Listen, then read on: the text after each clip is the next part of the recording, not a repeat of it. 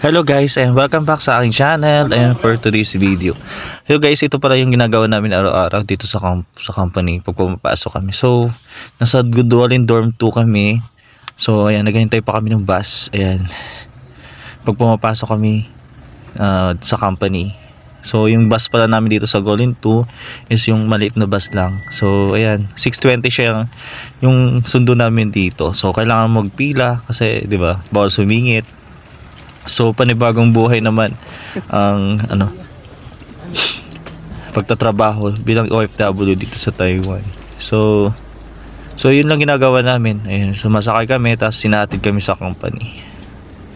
So 6:20 yung alis ng bus. Naka-schedule siya. Ayan hi, mag-hi ka naman. So ayan. So yung diretso na siya ngayon sa company. Unlike sa ibang, kasi maraming dorm kasi dito guys, apat na atang dorm. So yung iba naming mga kasamahan dyan sa kabila sila sumasakay.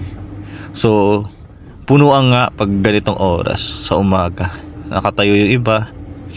So panibagong hamon na naman sa buhay nating mga OFW. So ayun, 10 minutes or 12 minutes siguro nakarating na kami sa company. So yun yung company namin, Eva Air. Then sa kabila yun yung factory namin. So far ayan, diba nakakantok sa umaga. So 7 o'clock pala yung pasok namin dito sa Evergreen. So iba-ibang pasok din, mga tri-shift din. Meron ding mid-shift, morning shift, mid-shift, tsaka night shift sa aming department. So guys, ayan, sa mga malapit na pala guys na pupunta dito, I think nakita ko November 4, 12 ata yung pupunta dito. Pupuntang mga Pilipino galing Pinas. So ito pala yung company natin. So I think sa washing department din kayo sa amin, sa department namin, kasi papalitan niyo yung mga Chekwa or mga Taiwanese doon. So sana ayan, magsipag kayo. So tag nito, bawal maarte kasi sa washing department kasi. So talaga, madumi talaga yung gawa doon. So mga kaning baboy, magtatakta kayo. So bawal talaga yung maarte, diba? Natiis nga namin yun. So ayan, pagkatapos bababa na lang, mag-i-in siya. So yung mag-in pala dito, ayan, face recognition lang siya. So dalawa yung kailangan mo mag-in ka, through face recognition. So dati kasi ID lang, ngayon na siya, face. So pipila ka rin ulit, tapos aakyat ka. Ayan, butterfly yan, diba? So after nyan, i-check ng guard yung mga dala mo. Parang nasa airport ka lang. So ayan, damitan, kukuha ka ng damit, maghahanap ka lang pala. So ayan, tapos pala magbe-breakfast pala.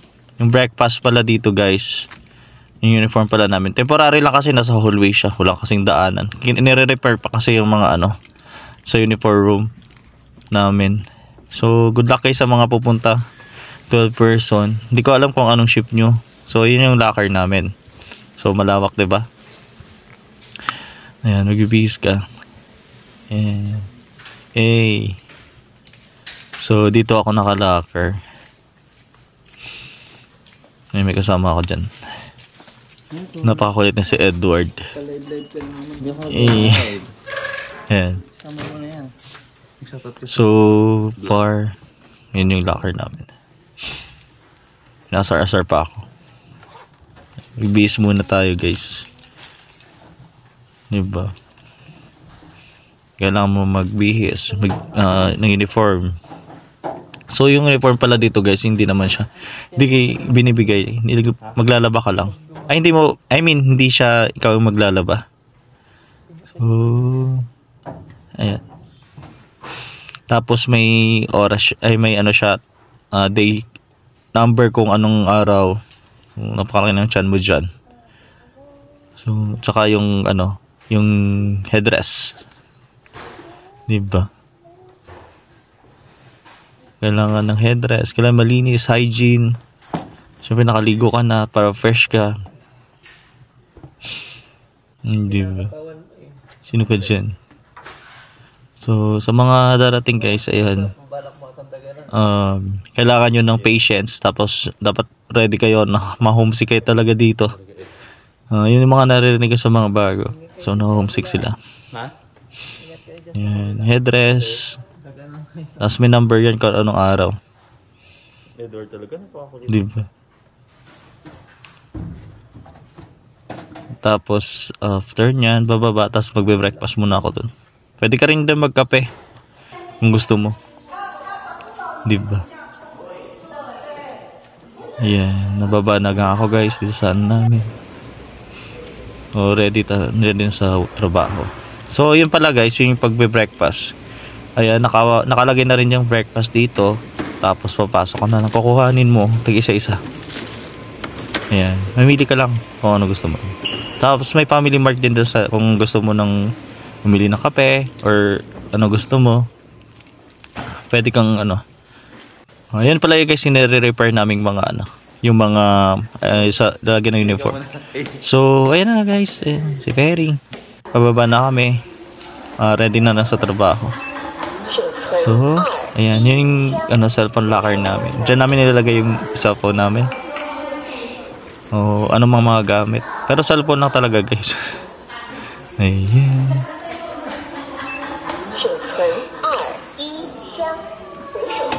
Tapos itatap mo lang siya yung... So yun lang guys, maraming salamat. Ayan, please don't forget to subscribe my channel. Bye!